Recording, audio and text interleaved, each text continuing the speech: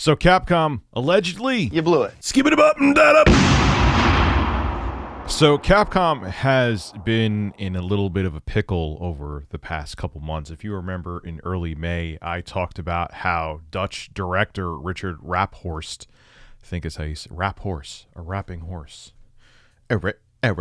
Nay. Well, anyway, he claims, and his evidence is really damning, that Capcom took way too much inspiration from his 2013 film Frankenstein's Army. Here are stills from Frankenstein's Army and Resident Evil Village, and it's like, oh, that's really similar. Like, someone had to have watched the film that Richard made and went, hey, let's just make the same creature. Like, it's just... It's not even, I don't even know if it's up for debate at that point. So if he takes legal action against them, he may have a hell of a case. Well, another designer named Judy Jurasek, who released a book, it was published back in 1996 called Surfaces.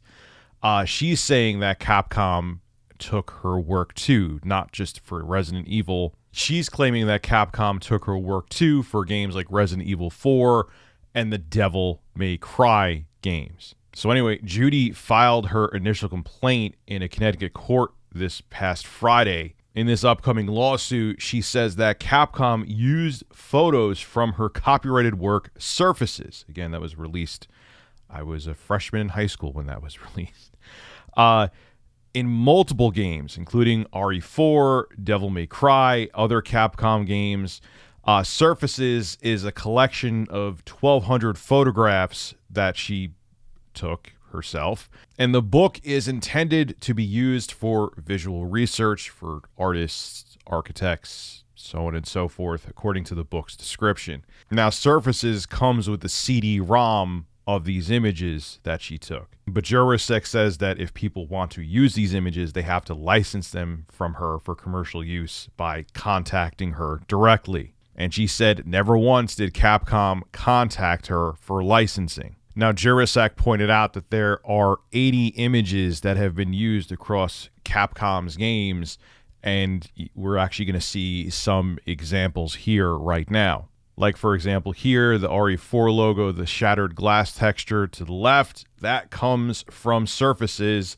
And if you look at the shattered glass texture with the Resident Evil 4 logo, it's pretty much identical. And Jurasek said this about that shattered glass image. It is hard to imagine that Jurasek would take a photo of shattered glass in Italy and interior mansion door design, and that Capcom artist would reproduce the exact same pattern of shattered glass in a logo and interior design without benefit of Jurasek's photographs. And again, here is another image from Surfaces. If you look there, and if you look to the right, coming from Resident Evil 4, even where there's the variation in the textures on this image that she took, you see the variation in the same exact spot in Resident Evil 4.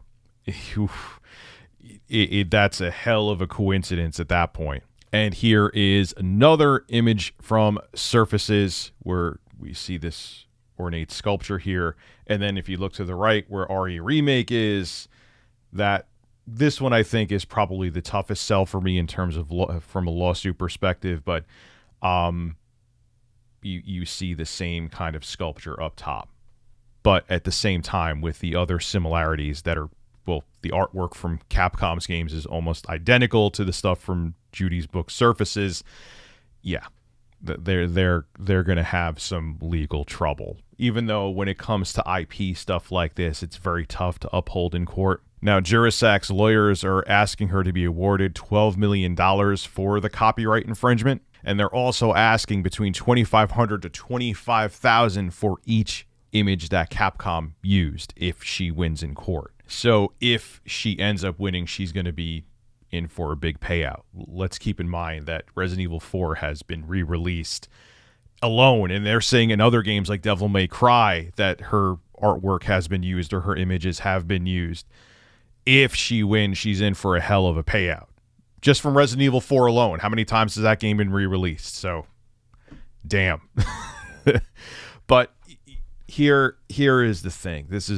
These kinds of cases are tough in court to prove, because they could always say, look, it's transformative. Everyone the argument I'm sure that Capcom's lawyers are going to make is that people get influences from the same place, people get inspiration from the same place, and there's no way to correlate. It just so maybe it just so happens that our artists saw the same thing that Judy saw for her pictures that she took for Surfaces, and that's why it came out the same way.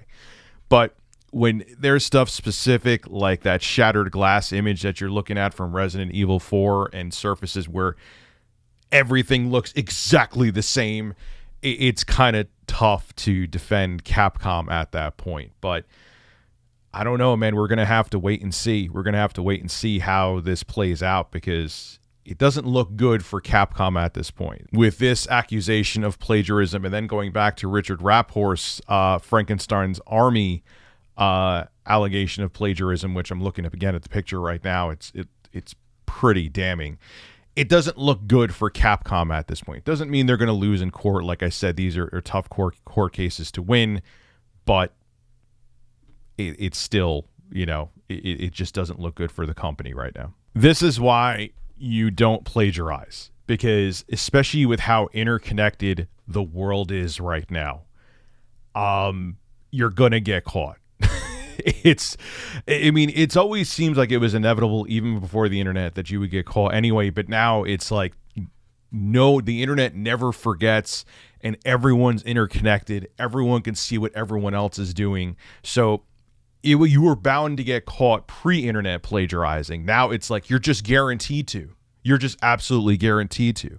And this is why I always make sure I give credit to the sources that I cite. Like today, I cited Polygon.com. I cited Sportskeeda. I cited GamePress.net. And I make sure I always have the articles listed in the description, because it's fair. I got the information from them, or especially if I'm citing something from the article and I'm reading something from the article, they should get the credit. So I always say it in the video, and I always put the articles in the description. But there's a lot of people that don't do it, man. There's a lot of people on YouTube that don't do it. I'm not going to name any names, but I'm like, I know you didn't get that information yourself, and I know exactly where you got it from, and you're not saying where you got it from. It's kind of not fair. You're making it like you gathered up all that information, and you're just putting it out there, making like you made the phone calls and you had all the sources and you are the person to cite. So that's why I don't do that.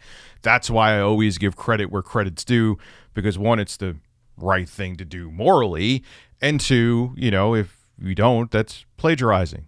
You're just taking someone else's work and saying it's your own, and that's not fair. They put in the work, they put in the hustle. That's their intellectual property that they did research on.